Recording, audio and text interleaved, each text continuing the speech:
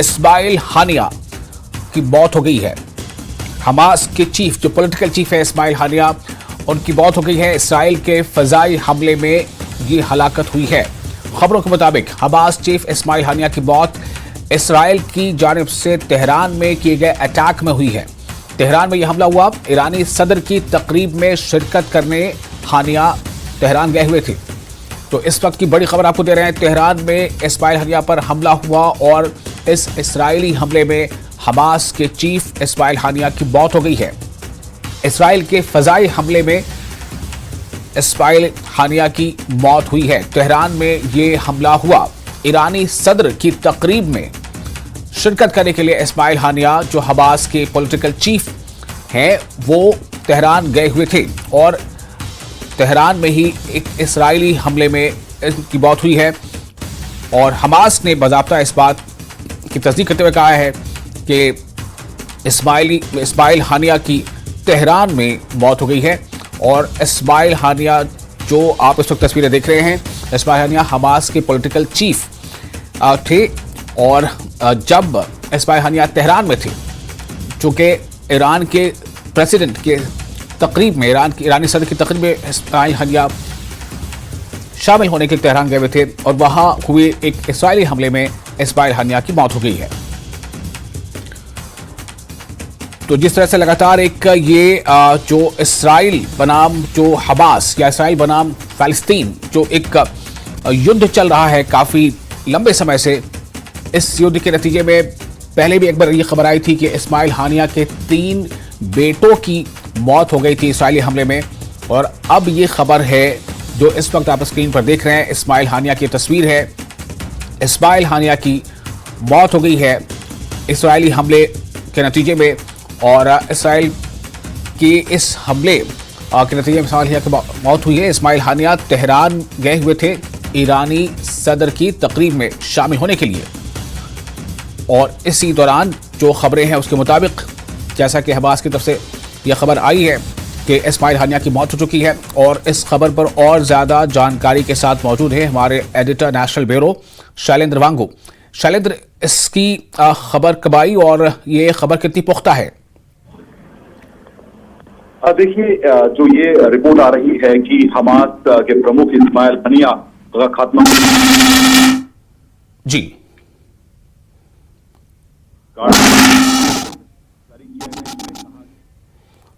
कुछ तकनीकी वजह है, हम अभी बात पूरी नहीं सुन पा रहे हैं। हमारी कोशिश होगी कि हम फिर से उनसे कनेक्ट करें और हम उनसे इस बारे में मज़ीद जानकारी लें। फिलहाल आपको बता दें कि हमास के चीफ इस्माइल हानिया की मौत हो गई है। इस्माइल हानिया पर एक अटैक हुआ और बताया जा रहा है कि इसराइल की जानिब से यह अटैक किया गया था जब इस्माइल हानिया, जो हमास के चीफ है, वो तेहरान में थे। और इसराइल के इसी हमले में इस्माइल हानिया की मौत हो गई है। तो हमास के चीफ इस्माइल हानिया, जो पॉलिटिकल चीफ है, उनकी मौत हो चुकी है। शैलेंद्र बाबू एक बार फिर हमारे साथ जुड़ चुके हैं। जी शैलेंद्र। देखिए, ये बहुत बड़ी डेवलपमेंट है जहां पर जो हमास के चीफ हैं, इनका खात्मा हो गया है और ये इजरायली स्ट्राइक में ये मारे गए हैं। और बताया जा रहा है उस वक्त वो तेहरान में थे और ये तेहरान में टारगेटेड अटैक किया गया है। इस्माइल हानिया काफी समय से हमास के प्रमुख थे और इजरायल के निशाने पर थे। और लगातार हमने देखा है कि पिछले साल अक्टूबर के महीने से ही, जब से इजरायल पर अटैक हुआ है, इजरायल लगातार ऐसे लोगों, हमास के जो लीडर्स, उनको टारगेट किया जा रहा है इजरायल की तरफ से। और हमने यही देखा, 2 दिन पहले ये भी देखा था कि बैरूत में भी, लेबनान की जो राजधानी है, वहां पर भी एक अटैक में जो हिजबुल्लाह के एक लीडर को भी इसी तरह से मारा गया था। और अब ये जो बड़ी खबर आ रही है ये ईरान से आ रही है। हालांकि इसकी अब कंफर्मेशन ईरान के रेवोल्यूशनरी गार्ड की तरफ से स्टेटमेंट जारी करके भी कर दिया गया है और हमास की तरफ से भी इसकी कंफर्मेशन हो चुकी है। यानी कि एक बड़ी डेवलपमेंट जहां पर इजरायल ने हमास के जो मुखिया है उनका खात्मा कर दिया। लेकिन अब इसके बाद देखना होगा कि इससे पहले देखिए, ईरान के अंदर भी इस तरह का स्ट्राइक हुआ है, लेबनान के अंदर भी हुआ है। तो माना जा रहा है कि इससे अब जो तनाव है वो एस्केलेट हो सकता है। इजरायल और बाकी जो अन्य जो देश वहां पर हैं, जो गल्फ कंट्रीज वहां पर हैं, तो ऐसे में इजरायल हालांकि लगातार कहता आ रहा है कि कुछ हॉस्टेजेस अभी भी हैं हमास के कब्जे में, जिनको रिहा नहीं किया जा रहा है और वो आखिरी दम तक हमास के खिलाफ लड़ाई लड़ता रहेगा। तो माना जा रहा है कि इसी सिलसिले में ये एक बड़ा स्ट्राइक है। हालांकि बड़ी डेवलपमेंट है कि हमास के जो प्रमुख है, जिसकी अब एडमिशन ईरान के रेवोल्यूशन गार्ड्स ने भी कर लिया है स्टेटमेंट जारी करके, और हमास ने भी इस बात की कंफर्मेशन की है कि जो इस्माइल हनिया है उनका खात्मा हो चुका है। जी, तो क्या माना जाए कि ये जो जैसा आपने बताया कि एक तरफ बेरूत पर हमला, दूसरी तरफ तेहरान में, ईरान की राजधानी तेहरान में, जबकि वो प्रेसिडेंट की एक सेरेमनी में, एक तकरीब में शामिल होने गए हुए थे, इस तरह से हमला होता है, तो इसके एस्केलेशन के चांसेस क्यों बढ़ जाते हैं? देखिए, अभी तक हम देख पा रहे थे कि जो इजराइल की तरफ से जो अटैक किए जा रहे थे ये पड़ोसी इलाकों में ये किए जा रहे थे। हालांकि अभी भी जो अटैक्स हुए हैं ये भी टारगेटेड अटैक्स हैं, ये अन्य इलाकों में, सिविलियन इलाकों में टारगेट नहीं किया गया है। लेकिन जाहिर तौर पर ईरान इसके बाद, इस हमले के बाद शायद चुप नहीं बैठेगा। लेकिन हमने ये भी देखा है, जैसे आप बता रहे थे कि इस्माइल हनिया जो है वो उस वक्त ईरान के नए राष्ट्रपति के इलेक्शन के बाद वहां पर जो सेरेमनी थी उसके लिए वहां पर पहुंचे थे। भारत से भी केंद्रीय मंत्री नितिन गडकरी उस कार्यक्रम के लिए पहुंचे थे।